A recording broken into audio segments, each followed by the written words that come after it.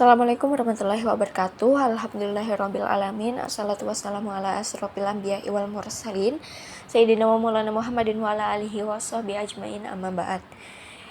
Pertama-tama, perkenalkan, nama saya Nur Latifah dengan NIM 2101040300046, jurusan Manajemen Dakwah. Kali ini saya menyelesaikan ujian komprehensif ilmu dakwah yang mana berbentuk mind mapping dengan dosen penguji yaitu Ibu Rizkiatul Hasanah SSMSOS. Pengertian dakwah ditinjau dari segi bahasa, etimologi. Kata dakwah berasal dari bahasa Arab. Da'ah adalah fi'il madhi, yaitu kata kerja masa lalu. Kata da'ah memiliki arti yaitu memohon, meminta, berdoa, dan memanggil.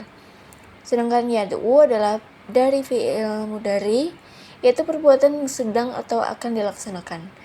Kata yad'u yang berarti panggilan, ajakan, seruan. Dakwah adalah isim masdar. Kata ini memiliki arti doa dan dakwah.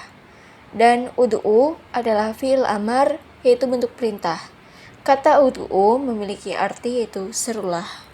Sedangkan pengertian dakwah menurut para ahli terminologi, Syekh Ali Mahfud dalam kitab Hidayatul Mursyidin mengatakan dakwah adalah mendorong manusia untuk berbuat kebajikan dan mengikuti petunjuk agama, menyeru mereka pada kebaikan dan mencegah mereka dari perbuatan munkar agar mereka memperoleh kebahagiaan dunia akhirat.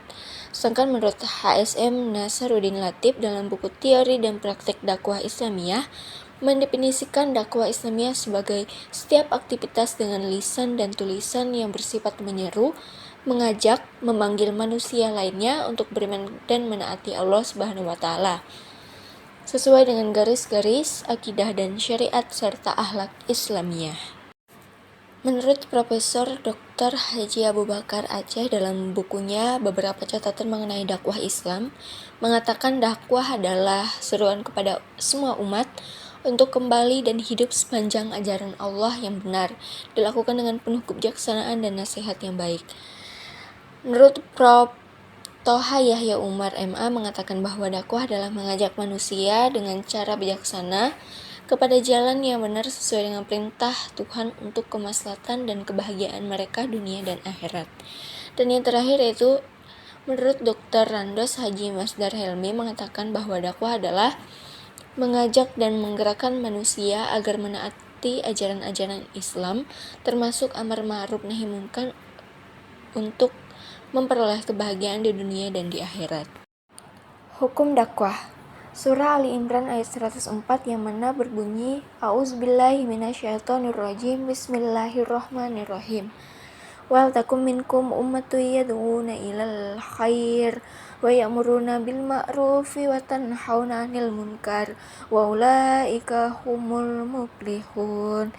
Yang artinya, dan hendaklah ada di antara kamu umat yang menyeru kepada kebaikan, menyeru kepada yang ma'ruf dan mencegah dari yang munkar, dan mereka itulah orang-orang yang beruntung.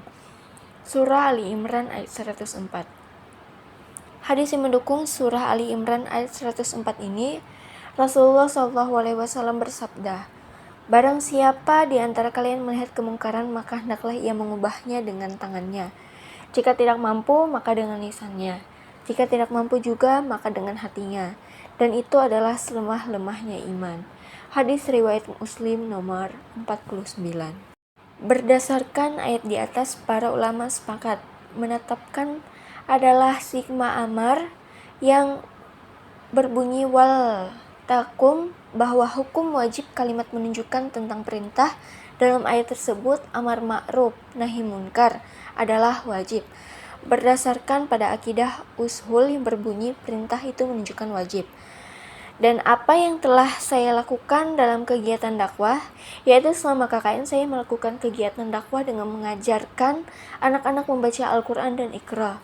Kegiatan ini bertujuan untuk mengenalkan huruf hijaiyah, melatih bacaan yang benar dengan tajwid, serta membantu mereka menghafal surah-surah pendek. Selain itu, saya juga menanamkan kecintaan terhadap Al-Quran dengan nilai-nilai Islami melalui pendekatan yang menyenangkan dengan penuh perhatian. Unsur-unsur dakwah yang pertama yaitu dai, subjek dakwah. Dai adalah orang yang menyampaikan pesan dakwah. Yang kedua yaitu mad'u, objek dakwah. Mad'u adalah sasaran dakwah, yaitu individu atau kelompok yang menjadi target pesan dakwah. Yang ketiga yaitu mat'ah, materi dakwah. Materi dakwah adalah isi atau pesan yang disampaikan oleh dai. Materi ini harus bersumber dari Al-Quran dan hadis, serta disampaikan dengan cara yang relevan, bermanfaat, dan sesuai dengan kebutuhan mad'u. Yang keempat yaitu wasilah, media dakwah. Media atau sarana dakwah adalah alat atau metode yang digunakan untuk menyampaikan pesan dakwah. Ini dapat berupa ceramah, tulisan, media digital, diskusi atau kegiatan sosial yang dilakukan dengan perkembangan zaman teknologi. Yang kelima yaitu thariqah, metode dakwah. Metode dakwah adalah cara atau pendekatan yang digunakan untuk menyampaikan media dakwah. Contohnya adalah dakwah bil lisan, yaitu dengan ucapan, dakwah bil hal dengan tindakan, dan dakwah bil kitabah dengan tulisan. Metode yang dipilih harus efektif dan sesuai dengan situasi mad'u. Dan yang terakhir yaitu atsar, efek dakwah. Efek dakwah adalah dampak atau pengaruh yang dihasilkan dari aktivitas dakwah terhadap individu, kelompok, atau masyarakat. Unsur-unsur manajemen dakwah ada 4. Yang pertama yaitu perencanaan dakwah atau bisa disebut dengan tahtih, merupakan suatu perencanaan yang memiliki peran sangat urgen dalam suatu organisasi, sebab ini merupakan dasar dan titik tolak pada aktivitas selanjutnya.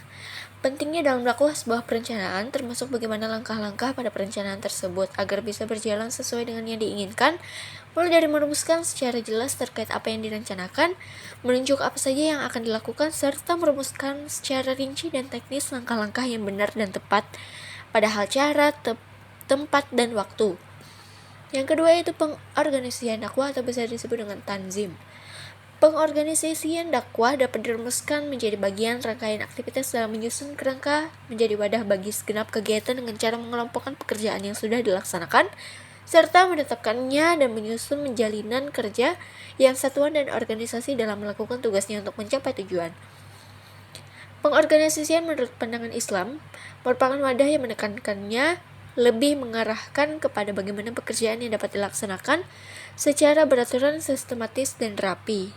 Yang ketiga itu penggerakan dakwah atau bisa disebut dengan tajwih. Penggerakan dakwah merupakan bagian inti dari manajemen dakwah yang di dalamnya suatu proses dakwah dilaksanakan. Dalam penggerakan dakwah ini, kegiatan dakwah yang sudah diatur dan telah terencanakan, serta aksi semua rencana dakwah yang akan terrealisir. Maka dari itu penggerakan sangatlah penting dalam suatu kegiatan dakwah, karena penggerakan merupakan fungsi manajemen dakwah yang berhubungan dengan secara langsung dengan manusia. Yang terakhir yaitu pengendalian dan evaluasi dakwah atau riqobah. Pengendalian ini memiliki artian proses, cara pembuatan pengendalian, pengawasan.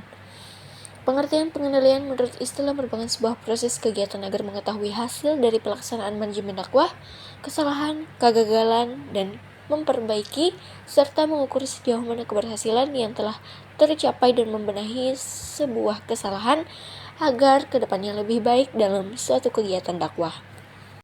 Sekian penjelasan dari saya. Salah hilap mohon maaf. Wassalamualaikum warahmatullahi wabarakatuh.